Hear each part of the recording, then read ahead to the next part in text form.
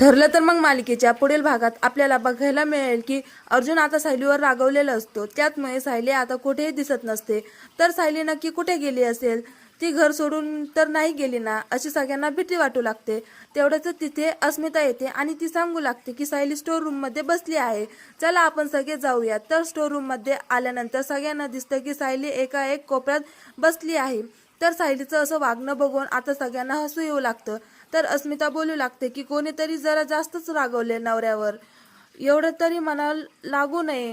त्यानंतर अर्जुन आता सायलीची माफी मागत असतो. तर सायलीच्या अशा वागण्यावरून प्रतिमा सांगू लागते की प्रताप, तुला आठवतो का, लहानपणी सुद्धा तन्वी अशीच करायची. लहानपणी जेव्हा अश्विन आणि अर्जुन क्रिकेट खेळायचे तेव्हा तन्वी खेळण्याचा हट्ट करायची, पण खेळताना सायलीला बॉल लागू शकतो म्हणूनच अर्जुन तिला खेळायला घ्यायचा नाही. आणि त्यानंतर तन्वी अशीच रुसून स्टोर रूम मध्ये येऊन बसायची याच ठिकाणी. तर तन्वी आणि माझं वागणं सेम आहे म्हणून सायलीला आणखीन संशय येतो.